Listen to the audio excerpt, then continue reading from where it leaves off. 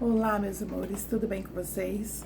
O tema de hoje é recesso projetivo. O que é isso, Neuza? Pelo amor de Deus. Vocês lembram dos vídeos que eu coloquei para vocês falando sobre a EFC, experiência fora do corpo? Pois é.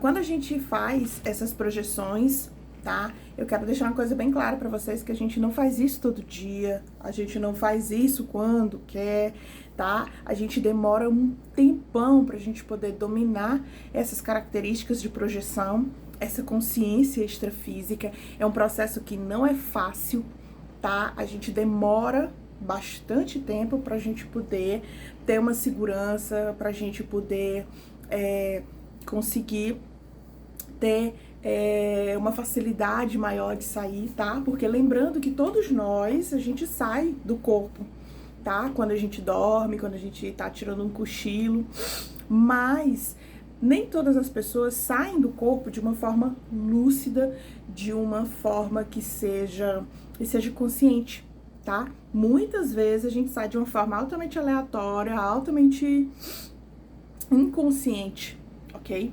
Mas para quem já está na estrada da questão da projeção, que já vem praticando, que já vem dando os primeiros passos a respeito da projeção, é importante que a gente saiba que a gente não vai conseguir realizá-la todos os dias. E que existe uma espécie de recesso projetivo, tá? Que são aqueles períodos em que a gente simplesmente não lembra ou simplesmente a gente não faz uma projeção consciente. Eu vou explicar aqui para vocês quais são esses motivos pelos quais a gente passa por um recesso projetivo.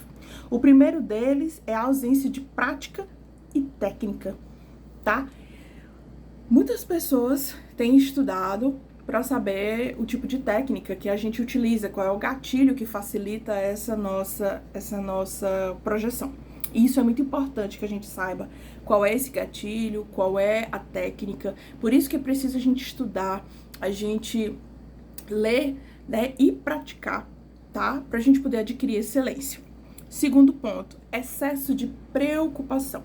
Gente, se você vai dormir preocupado, acabou, não adianta, sabe? É muito difícil você conseguir se desvincular das preocupações do mundo físico sem que você as projete no plano espiritual, tá bom? Ou no plano astral.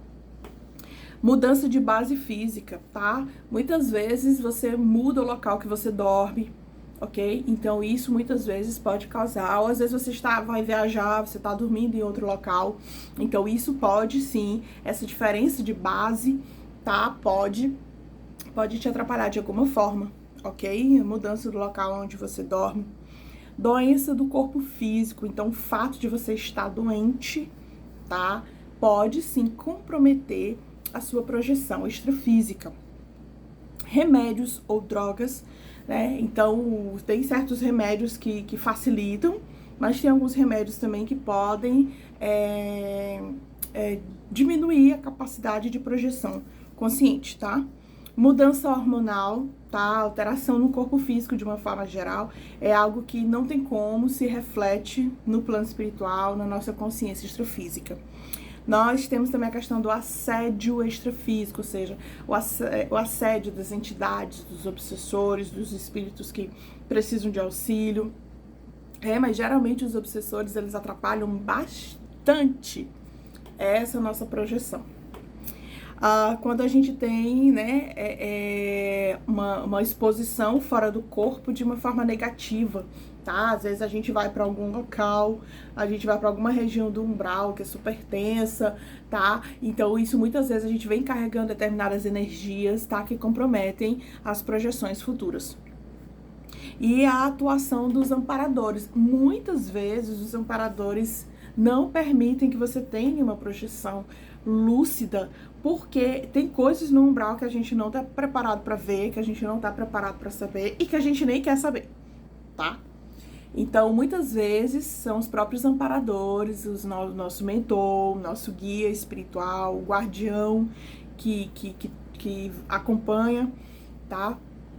O nosso trabalho Então, muitas vezes, eles mesmos impedem que a gente guarde determinadas lembranças a respeito dessas projeções, ou então eles impedem, né, até mesmo que a gente faça projeções mais profundas, incursões, né, mais profundas no plano astral.